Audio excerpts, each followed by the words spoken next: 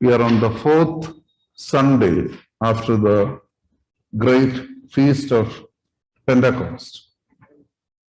And as a church, we are also going through the fast of the apostles.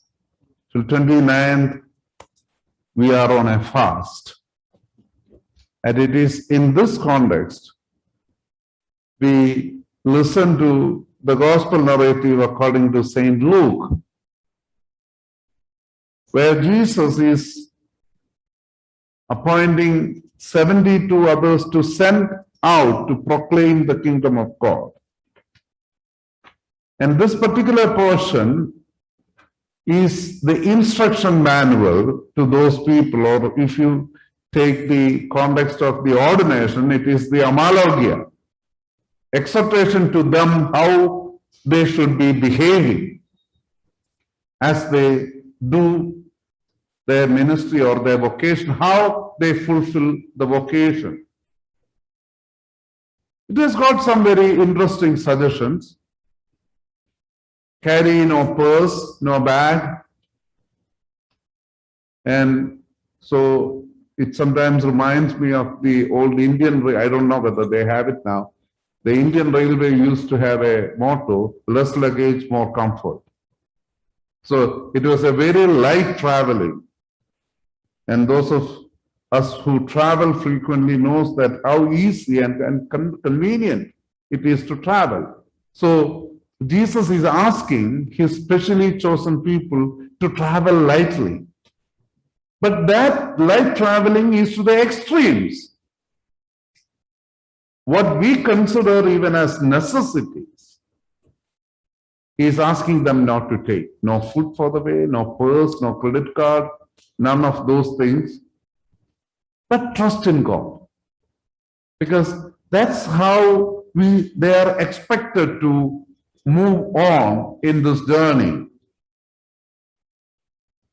And then there are some interesting comments in between, not merely to them. It's like, again, if I compare it to the homologia of the ordination, because since last week I was doing an ordination, this is popping back into my mind. So in between, you also hear comments or commands to the people who are in that congregation who is there to witness the ordination. So it's something like that. So Jesus is here saying, when you go to a house, greet them with a peace. Okay, that part is good. It's a universal Hebrew or Middle Eastern style, because whether it is Jews or the Arabs, they greet each other with peace. But now when Jesus is saying, it is not merely you greet the household with peace, then he qualifies that greeting with, if somebody deserves or somebody shares that peace. In Malayalam, they use the word Samadhana Putran. So only then that peace will rest upon them. If they are not a group of people or that household does not share the peace, it will come back to you. So here, it is not merely the responsibility of the greeting, the person who is greeting or the one who is blessing. For us to be recipient of the blessing, we have to be worthy. We have to share in that peace. That is a very key reminder to us. We seek a lot of things. But is it something from a common sharing experience we have? Or is it just a demand we always have? Then, of course, coming back to them, how you should behave in a house. So sometimes when I go on a visit, ABHN has a long list to the parishes, what not to serve or what to serve me. Sometimes I am amused, I am just violating Christ's commandment here. And if it was not for my health reasons, I would have happily enjoyed whatever is placed before me. And interestingly, most of the time, what people place before me without me requesting is far better and tastier than what I demand or I can eat. But beyond that, it is the humility not to be demanding. And it's very interesting, if you go to a house, stay there till you leave that township. Maybe it was just the time before all those kind of hotel chains and all. So it is a commandment. And remember, this is not about, we can always identify all this to the clergy.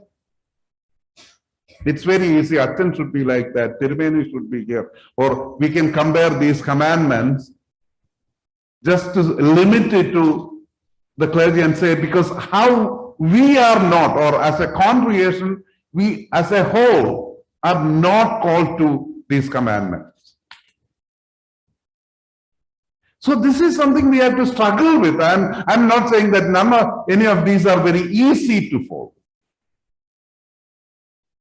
As a monk, I might find it slightly easier than many of you, but it is a commandment for the whole church, because the discipleship belongs not to some specially called people, because the church as a whole is the specially called people. So this is something, and also we have to be the bearers of that pronunciation or proclamation. We are to be the proclaimers of the kingdom of God. And at the beginning of the text, the narrator tells us he is sending them to the places where he himself is intended to go. If you move that context to the current time, because it is a global perspective. So we are bearers of that good news, and Jesus Christ is supposed to follow us. So this is something we have to do. When we go and greet, do the people feel that, okay, this guy is meaning business and the Lord is going to follow him and visit me? It's not, we can always say, oh, not the attend a visit to the go in there. But it is a call to each and every one of us. And even if we take it as a congregation, we can always say how our neighbor is not doing according to that. But we forget the commandment to us. And then, of course, he says that all these things performed with you, if performed somewhere else, what a wonderful place it would have been. But then, of course, God in his omniscient presence, he didn't choose to present those good news to there where it would have received more properly, but he presented it to those people whom he knew they will reject it, because he didn't want to, he did not want to not to give chance to people whom he knew may be hard-hearted. So even in our hard-heartedness, the good news follows us. But when do we open our hearts? When do we decide to soften our heart? And in all this, it is a reminder, also as we celebrate the apostles, their ministry and their mission as a church founded by one of those apostles who proudly claims the descendants or being the successors of one of those apostles. We can be proud, and we should be, but that pride should come with responsibility. That is what we should remember now. May God bless us all. Thank you. പ്രാർത്ഥിപ്പിൻ സ്ലീഹന്മാരെ കർത്താവോടായി